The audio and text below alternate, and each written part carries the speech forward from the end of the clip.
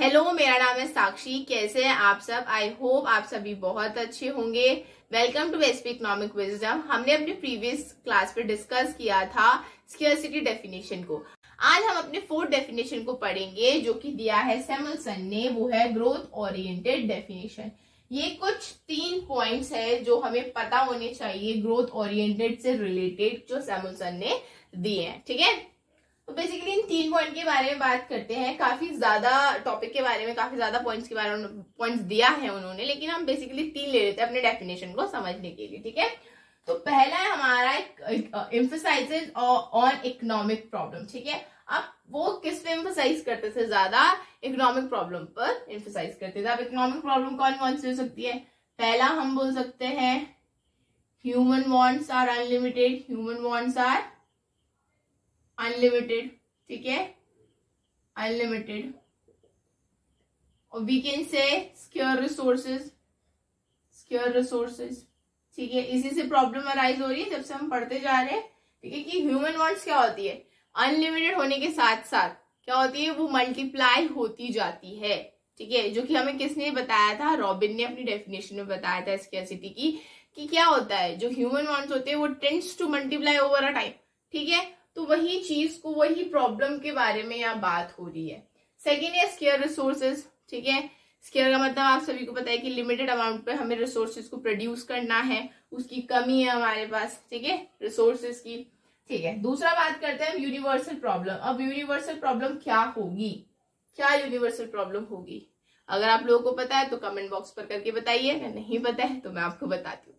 क्या रिसोर्सेज हो सकती है, मतलब क्या ऐसी चीज हो सकती है जो यूनिवर्सल प्रॉब्लम है? सेम चीज, square resources, choice of square resources जो ह्यूमन को करना पड़ता है। चॉइस ऑफ स्क्योर रिसोर्सेज, ठीक है, जो ह्यूमन को करना पड़ता है। सेम चीज, ह्यूमन वांट्स आर अनलिमिटेड। यही सेम चीज आ गई, बात घूम फिर कर की भाई इकोनॉमिक प्रॉब्लम ही तो एक यूनिवर्सल प्रॉब्लम होगी, राइट? एक यूनिवर्सल प्रॉब्लम ये तो कहलाएगी कि भाई अगर इंसान जो है वो बिल्कुल जो कम अमाउंट पे, हमारे लिमिटेड अमाउंट पे रिसोर्सेज प्रोड्यूस हो रहा है, उस पर चॉइस करती है, जो कि हमें रॉबिन ने भी बताया था ह्यूमन बिहेवियर है जिसमें ये चीजें इन्वॉल्व होती है। दूसरा क्या था? Human wants are unlimited. वही चीज जो रॉबिन ने बताई थी कि भाई ह्यूमन वांट्स क्या होता है? अनलिमिटेड होता है। और सैमुअलसन ने भी उसी बात पे गौर दिया है जिसका नाम है यूनिवर्सल प्रॉब्लम। ब्रॉडर पर्सपेक्टिव के अंदर इंक्लूड हो जाते हैं आप, जैसे ही कंजप्शन। ठीक है, कंजप्शन हो गया। ठीक है, एक्सपेंडिचर आप ले सकते हैं, और क्या ले सकते हैं? ठीक है, कंजप्शन हो गया, एक्सपेंडिचर हो गया, डिस्ट्रीब्यूशन। ठीक है, इक्वल अमाउंट पर डिस्ट्रीब्यूशन होने चाहिए रिसोर्सेज के। एलोकेशन, आप इसमें एलोकेशन ऑफ रिसोर्सेज भी ले सकते हो। Allocation of resources. ठीक है, ये भी एक यूनिवर्सल प्रॉब्लम है। किस चीज को लेकर? कि भाई जो रिसोर्सेज है, जो स्केयर रिसोर्सेज है, क्योंकि इनसे स्केयर रिसोर्सेज, जो स्केयर रिसोर्सेज है उसको हम कैसे अपने अलग अलग जगह पे बांटे जहां पर उसकी जरूरत हो। अगर आपने कोई गलत जगह पर उस चीज को रख दिया, जैसे कि एग्जांपल से समझते हैं, जैसे कि एक गांव ले लेते हैं, एक विलेज है जहां पर दूध की तो देखो बिल्कुल भी कमी होगी नहीं, वहां पर पनीर की भी कमी नहीं होगी। ठीक है, वाटर की क्या हो सकती है? वहां पर कमी हो सकती है। मान लीजिए कोई ऐसा गांव है जहाँ पर पानी की कमी है, जहाँ शिक्षा की कमी है, जहाँ एजुकेशन की कमी है।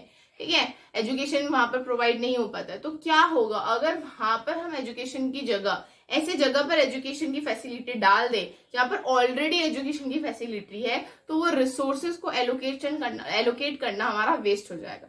अगर वही एजुकेशन सिस्टम को अगर हम किस में डालते हैं? विलेज एरिया पर डालते हैं। ठीक है, विलेज एरिया पर डाल देते हैं, तो क्या होगा?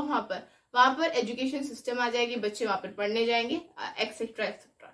दूसरी चीज, जैसे हमने वाटर की बात की थी, जैसे विलेज है वहां पर वाटर की कमी है बोल सकते हैं, तो अगर आप ऐसे जगह पर डाल दो जहां पर वाटर की बिल्कुल भी कमी नहीं हो, वहां पर आप फैसिलिटी दे दो वाटर की, तो क्या हो जाएगा? गलत एलोकेट हम रिसोर्सेज कर देंगे। ठीक है, तो ये भी आप इसमें यहाँ पॉइंट डाल सकते हैं। इकोनॉमिक ग्रोथ को देखता है ये। ठीक है, ग्रोथ ऑफ इकोनॉमिक को देखता है।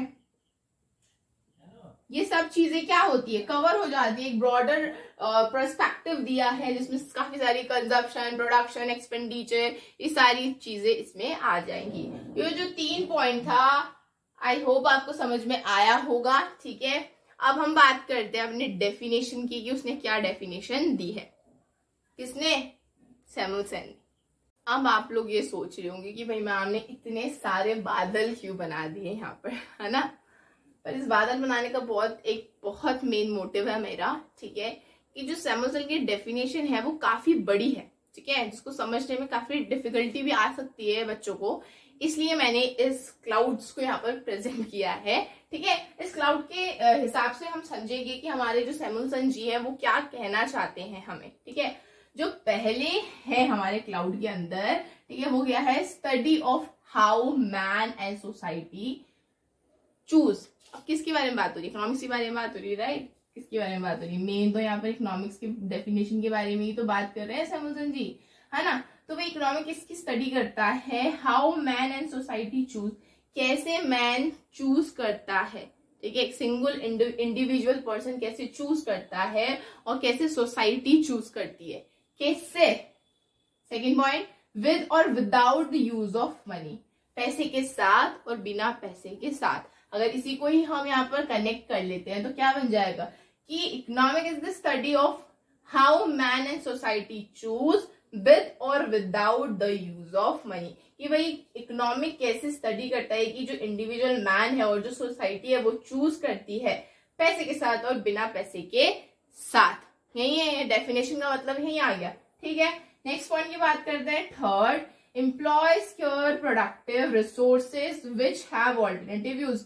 इतनी बार हमें सुनने को ये वर्ड मिल गया है कि हमें अभी इसका मतलब दिमाग में फिक्स हो गया होगा कि भाई स्क्योर प्रोडक्टिव रिसोर्सेज हैं, हम उसको लिमिटेड ही प्रोड्यूस कर सकते हैं, दूसरा उसके ऑल्टरनेटिव यूजेस होते हैं। ठीक है, फिर हमारा फोर्थ है, इसी को यहीं से यहीं कनेक्ट करते जाना। ठीक है, कैसे? कि economic is the study of how man and society choose with or without the use of money, employ secure productive resources which have alternative uses। ठीक है, अब फोर्थ पॉइंट की बात करते हैं, कनेक्ट करना, produce various commodity over a time. ठीक है, कि भाई जो सिक्योर प्रोडक्टिव रिसोर्सेज होते हैं वो क्या करते हैं? बार बार प्रोड्यूस करते हैं, ठीक है, गुड्स को प्रोड्यूस करते हैं ओवर अ टाइम। ठीक है, फिर कनेक्ट करेंगे हम distribution then consumption now and future amongst peoples and the group of a society. अब ये जितनी भी सारी चीजें हो रही है भाई वो किसके लिए हो रही है? प्रोड्यूसर जो है वो प्रोडक्ट को प्रोड्यूस कर रहा है, क्यों कर रहा है? हमारे लिए, ह्यूमन के लिए, कि ह्यूमन का वांट क्या हो? सेटिस्फाई हो। ठीक है, तो वही वो डिस्ट्रीब्यूट करेगा एज अ कंजप्शन, वो डिस्ट्रीब्यूट मतलब एज अ प्रोड्यूसर वो डिस्ट्रीब्यूट करेगा हमारे लिए कंजप्शन अभी के टाइम पे, नाउ के टाइम पे और फ्यूचर के लिए। किसको डिस्ट्रीब्यूट करेगा? हमें, मतलब मुझे नहीं, पीपल को और ग्रुप ऑफ अ सोसाइटी को।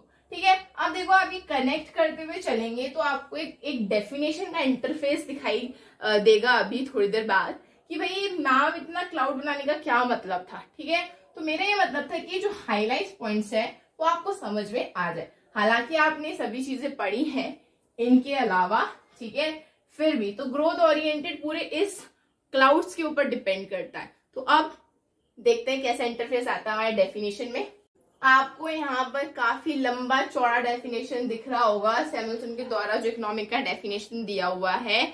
क्लाउड बनाने का ही मोटिव ये था कि आप इसको देख के डरे ना। ठीक है, तो क्लाउड में जो हमने डेफिनेशन के रूप में समझा था काफी सारे क्लाउड्स में, उसी को ही हम अब सेंटेंस पे देखेंगे कि क्या मतलब है उसका। मतलब सेम ही है, एक सेंटेंस के रूप में आपको यहाँ प्रेजेंट कर दिया गया, उसका इंटरफेस दिखा दिया गया। ठीक है, कि economic is the study of human man and society choose. कि भाई इकोनॉमिक किसकी स्टडी करता है? ह्यूमन मैन की स्टडी करता है और सोसाइटी के चॉइस की स्टडी करता है, विद और विदाउट द मनी, मनी के साथ और मनी के बिना। ठीक है, ये क्लाउड पे पढ़ा था हमने। To employ secure productive resources. ठीक है, ये भी मैंने आप लोगों को बता दिया। Which could have alternative uses to produce various commodities over a time. भाई साथ साथ में सिक्योर प्रोडक्टिव रिसोर्सेज भी है हमारे और उसके ऑल्टरनेटिव यूजेस भी होते हैं। ठीक है, जो कि हमें डिस्ट्रीब्यूट करना पड़ता है कंजप्शन के रूप में अभी के टाइम पे और अपने फ्यूचर के टाइम पे किसको, पीपल को और ग्रुप ऑफ सोसाइटी को। तो ये जो डेफिनेशन दी गई है वो सैमुअल्सन ने दी है, growth oriented definition bye Samuelson. ठीक है, आई होप आप सभी को इतना समझ में आया होगा। मैंने यहाँ पर अपनी चारों डेफिनेशन को कंप्लीट कर दिया है। अगर उसका वीडियो सेपरेट बना हुआ है, उसकी प्लेलिस्ट भी बनी हुई है, आप वहां पर जाकर उसको अच्छी तरीके से देख सकते हैं अगर आपने नहीं देखा है तो। आगे मुझे सपोर्ट करते रहिए। अगर आपको मेरा वीडियो पसंद आता है तो hit the like button and enjoy your life, enjoy your study with Sakshi Pradhan. Thank you so much guys to watching till the end. Take care. Bye.